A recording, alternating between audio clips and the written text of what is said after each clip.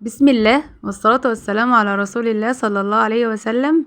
ازيكم يا حبايب قلب؟ عاملين ايه؟ يا رب تكونوا بخير وبأفضل حال ان شاء الله. بإذن الله هنعمل معاكم كفتة الرز الاقتصادية ديت، جميلة جدا من غير لحوم، من غير اي حاجة، يا رز وخضار. وهقول لكم على الطريقات بتاعتها بكل تفاصيلها وتطلع معاكي بالجمال ده. وهقول لك كمان على الكفر الخارجي ده عملناه ازاي. جميلة قوي قوي وطعمة واقتصادية وكلها فيها حاجات فيها قيمة غذائية عالية عشان أولادنا. يلا بس نسمي الله ونصلي على الرسول ونقول المقادير بتاعتنا. أول حاجة معانا كزبرة وشبت وبقدونس، كده من كل حاجة نص ربطة كده حسب الكمية اللي انت هتعمليها. أنا عاملة كوبايتين ونص رز بالمج المعياري العادي، تمام. وبصلة متوسطة وحوالي 10 فصوص توم ومعلقة ملح، تمام. وهعملها كمان في الخلاط، لو عندك كبة اعمليها فيها، بس انا هطحن كده نص كمية الرز الاول شوية شوية عشان الخلاط بتاعي ما يبص. تمام، هطحنه كده زي ما انتوا شايفين انا عامله، واعمله بودر كده. وهطحن نص الكمية، هطحنه على مرتين. لو الخلاط بتاعك يستحمل ان هو يطحنه كلته مرة واحدة اعملي كده عادي، تمام. زي ما انتوا شايفين اعمله في الخلاط العادي. في ناس بتجهزها وتعملها بره، في ناس عندها مكان مخصص ان هو يفرم الكفته. فانت جهزي المقادير بتاعتك وفرموها بالطريقه اللي تحبيها. هنا فرمت كميه الرز كلها في الخلاط طحنتها، وبعد كده هنزل بالبصله، بصله متوسطه كده، وهنزل بالشبت والبقدونس والكزبره. وهنا كنت دقيت 10 فصوص توم عشان ايه؟ يتطحن معايا كويس. هنا لقيته مش بيتحرك قوي فضفت له معلقتين ميه، ما تكتريش ميه كتير عشان ما تطلعش مرقه معاكي وتبوظ، تمام كده.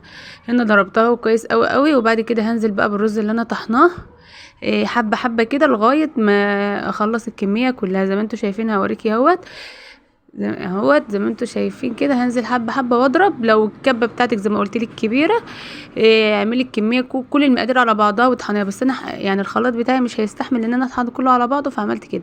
وزي ما قلت لك في ناس بتجهزها وتعملها بره، تمام. هنا هي زي ما انتوا شايفين هبتدي بقى احط لها التوابل بتاعتها، كمون وكزبره وفلفل اسمر وملح وبابريكا وشطه تمام. زي ما انتوا شايفين كل حاجه كده نص معلقه صغيره دي شطه. واحط بابريكا دلوقتي معاكم. انت بقى حطي المقادير حسب الكميه، وديت نص معلقه صغيره من السبع بهارات، تمام. وهنا بقى حطيت معلقتين من الدقيق لان حسيت ان هي مرقه كده، فايه حبيت يعني ايه اخليها سميكه شويه. اهو زي ما انتوا شايفين اتلمت معايا وكانت جميله. هسيبها بقى ترتاح في التلاجة 10 دقايق كده عشان تمسك نفسها. بس غطيها عشان هي هتتأكسد وهتسمر لو مغططهاش. زي ما انتوا شايفين بقى طبق كده فيه زيت، وابل ايدي كده معلقتين زيت بس كده وبططها واسويها بقى. بططها بالحجم اللي تحبيه، قرصها بالحجم اللي تحبيه. احنا بنحبها كده قرص كده، اسمها قرص كفته، جميله جدا جدا. ممكن طبعا لو انت مش عايزاها اقتصاديه ممكن تحطي معاها لحمه، تفرمي معاها لحمه. بس هي اقتصاديه وجميله وطعمها كان طعم جدا جدا. في الوقت ده انا كنت حاطه شوربه تغلي على النار، هظبط لها بقى ملحها، تمام. وهزود لها شويه فلفل اسمر كده. وبعد كده بقى ايه هنزل بالكفته بتاعتي هسقطها فيها عشان تتسلق، تمام كده. مش هتاخد معاكي تلت ساعه وهتكوني استوت. تعرفي ان هي استوت ازاي؟ تطلعي قرص كده وتضغطي عليه بايدك لقيتيه اتقطع ودوقيه لقيتيه خلاص كويس خلاص. وظبطي الملح بقى لان انت هتحطي ملح في جميع المراحل، فحاولي تظبطي الملح بتاعك كويس. زي ما انتوا شايفين اهوت ابتديت احطها كلها ورا بعضها كميه بحاله واسيبها بقى تستوي. خدت معايا تلت ساعه. لما تستوي اجهز الربه بتاعتها، عباره عن بيضه وشويه بابريكا وشويه فلفل اسود، تمام كده. واحط عليهم نص كوبايه من الحليب، وهحط بقى دقيق حوالي 3 معالق كبار من الدقيق، تمام كده. او حسب برضو الكميه اللي انت عاملاها. الربه بتاعتها بيبقى سمكها كده عامل زي البان كيك او الكيك، تمام. هوريكي ازاي. يعني مثلا انت خدي كده حبه على المعلقه واعملي خط كده. لو الخطين ما وصلوش لبعض بسرعه كده القوام بتاعها مظبوط. زي ما انتوا شايفين اوريكي اهو، بصي اهو ما بيمسكوش مع بعض بسرعه كده، يبقى كده قوامها مظبوط عامل زي الكيكه او البان كيك كده، تمام اهو. زي ما انت شايفه.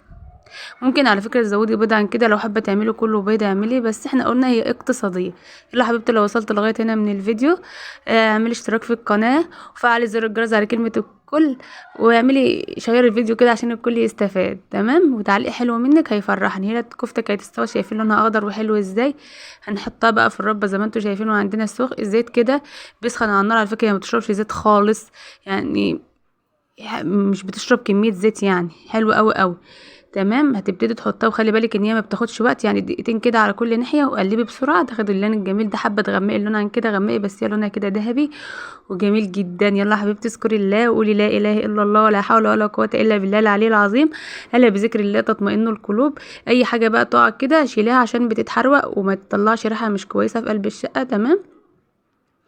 اهيت زي ما انتوا شايفين طلعت بالجمال ده وما خدتش مننا اي وقت، وفيها خضار وبيض وحاجات قيمه غذائيه لاولادنا كده، جميله قوي قوي قوي وحلوه. وشوفوا ما خدتش اي وقت ومستويه وشكلها جميل ازاي. قومي اعمليها يلا، مش هتاخد منك اي وقت يا حبيبتي. شايفين؟ يلا مع السلامه.